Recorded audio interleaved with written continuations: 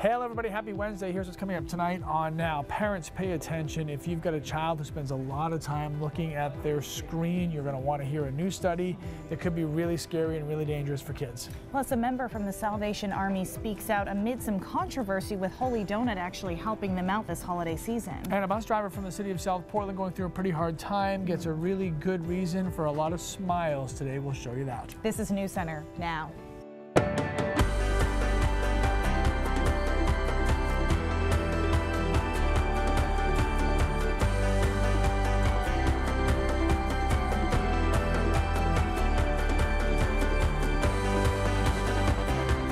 A new study shows a link between the amount of time teenagers spend on their phones and mobile devices and their risk of suicide. Hello everybody, I'm Lee Goldberg. And I'm Amanda Hill. Researchers found that about half of teens who use their devices at least 5 hours a day have thought about or attempted suicide. Chris Costa joins us. And Chris, these are some pretty alarming numbers. Yeah, Lee and Amanda, they are. However, it's important to note up front, the authors of this study say that screen time itself was not proven to be the actual cause of depression or suicidal thoughts.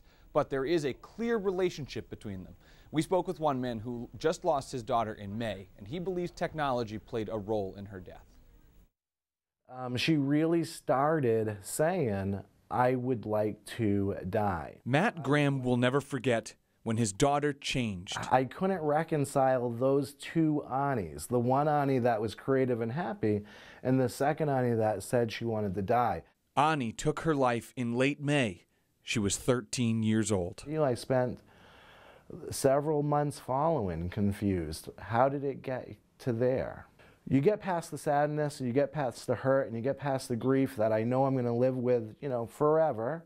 I still just live with a lot of confusion. Her parents found out that she had been bullied after looking at her text messages and social media accounts. It has evolved so rapidly. A study from researchers at Florida State University and San Diego State University looked at the attitudes and behaviors of more than 500,000 teens across 3 generations, ranging from ages 13 to 18. It found that nearly half of teens who used their phones for at least 5 hours a day either thought about or attempted suicide. For me, it made total sense. Dr. Shelley Cohen-Conrad is the director of the School of Social Work at the University of New England. She's a licensed clinical social worker and has spent 30 years working with teens. We're seeing more and more kids who feel socially isolated. According to the Maine CDC, suicide is the second leading cause of death for Mainers between 15 and 34 years old. There's a huge sea change in what's happening socially, what's happening in terms of attachment, what's happening in terms of how families function together. Technology people use every day that could impact families' futures. Hindsight is a terrible friend, but a great educator, and I would just say I really should have listened to my intuition more. So what should parents do? Researchers suggest no more than 2 hours of screen time a day, as well as encouraging more activities with other kids and face-to-face interaction. Now, the Grahams are working on legislation to treat suicide a little bit more seriously, I guess, when they get reports of it at school. That was one issue they faced with their daughter, Annie, about how she was handled at school when she was sent home, the people she was able to see, so on and so forth. And he talked a lot about the importance of knowing the medical provider and the background of that medical provider that you end up going to. Now, the Maine government actually has a specific section of its website that's dedicated to resources for helping teens. We have that link under this story on our website and mobile apps. And if you know somebody who needs help or you need help, call the Maine Crisis Hotline at 1-888-568-1112. Really, really scary link there. Yeah, but it just makes you think about, okay, how much time is my kid spending on their phone? Right. And one thing that I talked about with Dr. Cohen-Conrad was in some cases there could be kids who already may have some of these underlying mental health issues. Sure. Maybe they already have depression, maybe they already have anxiety. And so that's one thing that could contribute to this. There could be confounding factors, but again, it's just a relationship, not a cause. Well, and as a parent, it's something to be aware of. Yep. Right. If you don't think about it now, maybe you should think about it a little bit. And they stress connectivity with your kids, checking in on them and making sure they're doing okay. All right, Coco. Thank you. You bet. Jerusalem is not just the heart of 3 great religions. but it is now also the heart of one of the most successful democracies in the world. The United States and Israeli flags were projected onto the old city wall in Jerusalem today to commemorate the historic moment when President Trump recognized this city as Israel's official capital. The president pledged to move the United States Embassy from Tel Aviv, Israel, to Jerusalem. It's a huge departure from the Obama-era foreign policy, but Trump says he is still fully committed to peace in the Middle East and would consider a two-state solution with Palestine. Now, the decision will face massive backlash in the Arab world. Jerusalem is home to key Muslim, Christian, and Jewish shrines, making it the centerpiece of many conflicts. Yesterday, a group of Palestinian protesters burned images of President Trump and Israeli Prime Minister Netanyahu. Today, after his announcement, President Trump called for tolerance and continued peace talks. So we asked many of you to share your opinions on Facebook today, and you did, saying Israel chose Jerusalem as the capital of their country, and we should respect that. Others say this is just asking for trouble, and President Trump's decision will derail peace movement in the Middle East. But Katie says she hopes there is a way to turn Jerusalem into a neutral city because it is the historical seat of three major religions. As always, we thank you for weighing in. And remember, you can tell us what you think right now by going onto our Facebook live stream. All right, mild couple of days, but some unsettled weather coming our way. Look, you can see my sneakers. Where's he going? Look at him. He's See, going back Michael, and forth. if I knew we were going to do this, I would have put real shoes on. I have some in the weather office. Would you have? Look at that. Show his sneakers. Here's the thing. These are my second-rate sneakers, too. I have new gym shoes that I got. And these, look at these You things. wanted behind the Sloppy. curtain. This is we like gave you mow the behind lawn curtain. kind of They stuff. match, though. All right. Hey, thanks. Yeah, it worked out. At least they're Anyways, the same. the theme last night, guys, as you may have heard or noticed, was the winds. Wind speeds as high as 49 miles an hour in Bar Harbor. Portland, 45 miles an hour. Luckily, stayed right in that range between 45 and 50 that we thought they might, and just south of any major damage. We had some scattered power outages, but nothing big. Winds now are pretty calm, 5 to 10 miles an hour in most spots. A couple of snow showers could work their way into the mountains by later on tonight, but we enter a stretch now from tonight, tomorrow, and into the end of the work week of relatively quiet weather. Really kind of boring, but in a good way, with a decent amount of sunshine. Temperatures in the upper 30s and low 40s for highs. Overnight lows will drop down into the 20s. That's how we'll go for Thursday and Friday before we watch a storm system for the weekend. Guys, there is something to talk about as far as snow this weekend, and maybe another chance next week. We'll iron out those details in just a minute. All right, Keith, thank you very much, sir. 17-year-old boy has been arrested and charged with burglary after a series of break-ins at seasonal homes in the town of Belgrade. Tennyson Coleman spoke with some homeowners who actually came from out of state to check on their property. Homeowners are assessing the damage after a trail of destruction was left behind at several homes here off of Messalonsky Lake. Alan Chamberlain is fixing the screws on the doorknob of his camp in Belgrade. I guess they had busted that door jam. It looks like somebody had already worked on it. It's a day of cleanup and repairs for him and his neighbors, the victims of a series of break-ins off of Kirshner Road. I was one of the few that do live locally, and I had to come down, and I found both my doors had been shimmied open, and I investigated the other camps, and I found that they are all broken into. Police arrested a 17-year-old boy they found sleeping at one of the homes Monday afternoon, but some folks here believe there were more young people involved. Scott Chapman is a local contractor who came to make repairs Wednesday morning for some of the owners. He says he discovered that someone else may have been inside one of the homes. And as we investigated and checked things out, we found that there was still somebody in here and found that somebody was watching a movie shortly before we got here. Because it was only about 30 minutes into the movie. Right next door to Chamberlain is a home that belongs to Lee Miller and Joanne Lauren. Like many of the owners in this neighborhood, they live out of state and decided to make the trip up from Massachusetts to see how much damage was done. 35 years, yeah, this is the first time it's happened. Police are still investigating and urge people to take steps to make sure their seasonal property is secure. Personal preference for everybody. Some people have security cameras, some people have surveillance systems, alarms, things like that. Other people you talk to, they'll leave their house unlocked and make sure there's no valuables in it. That way, if people come in, they don't get away with anything. Alan Chamberlain says he is upset about the break-ins, but he doesn't hate the teenager or teenagers that allegedly did this. No, I don't have any hate towards them. I just feel sorry for their parents more than anything. Because, you know, I'm sure their parents are very sick over this. As homeowners like Chamberlain remain watchful over their property. In Belgrade, Tennyson Coleman, News Center. All right, guys, we have some breaking news for you now coming out of Oxford County. Dustin Vlkowski is reporting now that the Oxford County Administrator says that the county attorney says Sheriff Wayne Gallant has resigned his position as the sheriff there. Sheriff Gallant's lawyer also confirmed that for us, and we will have much more coming up on News Center. All right, other news to talk about while we follow this story. Every year, the Time magazine chooses its most influential person to feature on its cover. In 2017, they chose a movement. Why they say this group of women led to a reckoning in America. Plus, we never discriminate whatsoever. A representative from the Salvation Army says a local business doesn't deserve getting its generosity. Why the Holy Donut was criticized on Facebook. That story coming up. The shame is not ours to hold. The shame is on the perpetrator. Me Too can be a conversation starter, or it can be the whole conversation. It took away the power from the predator and placed the power on the victim.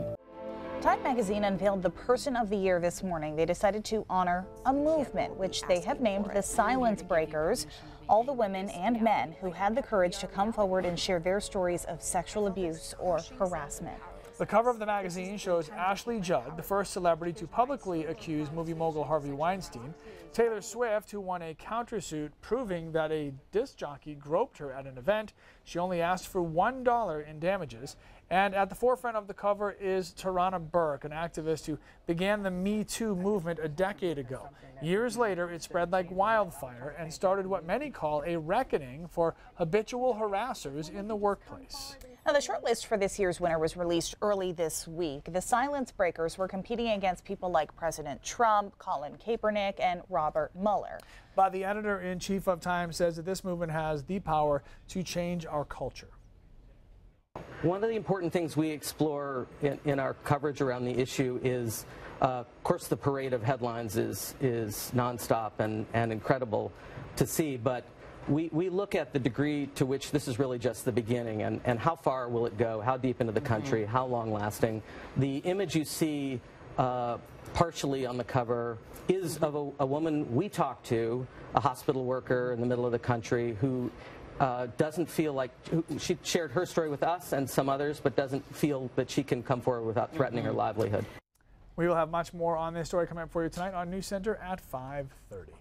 All right, it's a controversy that's been building on Facebook the last few days. The Holy Donut posted about its efforts to help a local family with warm clothes for the winter, help get them some. So the donut shop said it identified a family that was in need, 5 children, 2 adults, and they found this family through the Salvation Army. The intention was to ask customers to donate hats, mittens, sweaters, and then the shop would then reward the customers with a free donut or free t-shirts. Hundreds of comments, though, followed on the post, with users accusing the Salvation Army of discriminating against the LGBTQ community. We spoke with Major Raphael Jackson of the Salvation Army's Northern New England Division. He says the accusations of discrimination are false. I've heard the commotion, and I feel sad about it. We help millions and millions of families. We never discriminate whatsoever. And I feel bad that the Holy Donut, and I feel bad that the Salvation Army is caught in this predicament, especially at Christmas time when we're trying to do the most good. But if you feel that you're being discriminated because of race, creed, color, sexual orientation, national origin, or anything like that, then I need to know. The Holy Donut has since removed the original post and 2 of its follow-up posts. However, one did say in part, quote, "The past few days have been a humbling and educational experience for our company." Now, they declined to comment further. They did say they will continue to help that family. All right, when we come back, healing through music. Why a local high school band made a surprise visit to Mercy Hospital today. And Keith Carson is tracking a winter storm. Will it be more than just a blip on the radar? The full forecast coming up. Cancer has kept a South Portland bus driver in the passenger seat for months. Jamie Creamer doesn't just drive kids to school. He's become the South Portland High School band's #1 fan. Can I just tell you that I know Jamie very well? Such a great guy, and he had his last chemo treatment today, but he's still weary of the long recovery ahead. And as Christina Rex shows us, luckily he has his favorite band to help him drive cancer home. Play well.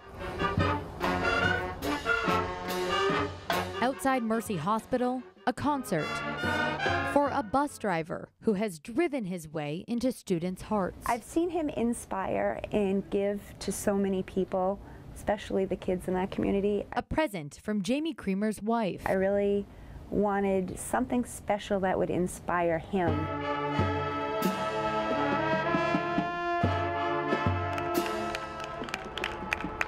On his last day of chemo. I'm shaking because I'm so tired, but I just can't stop looking at these guys. Chemo pumps through Jamie's body as he watches his favorite band play. I'm losing energy quick, but I'm so excited about this. This is incredible. Yep, they're such good kids. Wow. His wife Tammy's goal was to inspire Jamie to keep fighting. Being sick from the chemo each time, I know there's an end to it now. Jamie quit his job in the Portland Parks and Rec department and took a pay cut to become a bus driver. Thank you so much. Thank you so much. Tell your mother I said hi. A pay cut that he says was well worth it. Seeing these kids here doing this, taking the time is amazing. You guys are a great group of kids. Tell every one of them thank you so much from the bottom of my heart. So much. It wasn't just the band. Every one of Jamie's fellow drivers drove by and honked too. I love you. Keep it a blessing to me. A little bit of music for that final push to beat cancer. Thank you, baby. You're welcome, Jamie. I love you so much. You know there isn't anything I wouldn't do for you. In Portland, Christina Rex, News Center. Jamie has 5 more radiation treatments left. He says he cannot wait to get back to driving the kids to school and, of course, to band competitions. And wearing his Steelers hat when I would see him, so he could give me a hard time when the Patriots would play the Steelers. He was always good for that. So, and his Yankees hat, and so.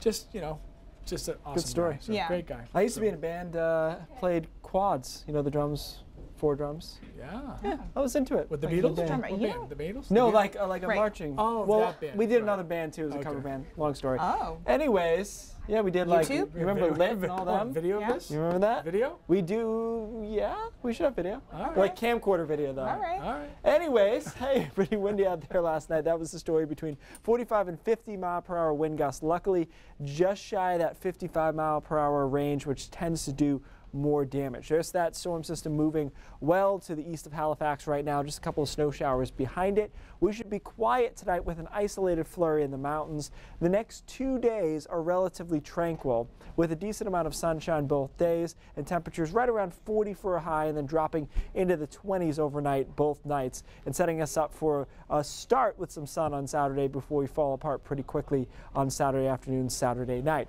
We've been talking about the pattern being so active and what will that yield? Well, the first thing we have to watch is on Saturday afternoon, Saturday night, and into early Sunday. It's a storm system that's relatively kind of flattened out. It's moving pretty quickly, but it will brush by us here with some snow. As you can tell just by looking at this, the track of this is extremely important. If it shifts west a bit, we're looking at a bigger storm. If it shifts east, you won't see anything at all. Right now, it looks like it will be in the middle, so it'll be a brush by for us Saturday afternoon through Saturday night. Here's what we're thinking. Snow showers for the inland locations and into the foothills. Minor accumulations starting in the mid-coast and into down East Maine and maybe over southern York County and Cumberland County as well. And then the best chance of accumulating snowfall is going to be kind of extreme down East Maine out towards Lubec and Eastport involved in that. We don't have any numbers yet. We can probably take a stab at those tomorrow. After that, another storm system we'll be watching. Here's the first one, Saturday night, Sunday. Watch this bowling ball come towards us, though, Tuesday into Wednesday. So we continue to have to watch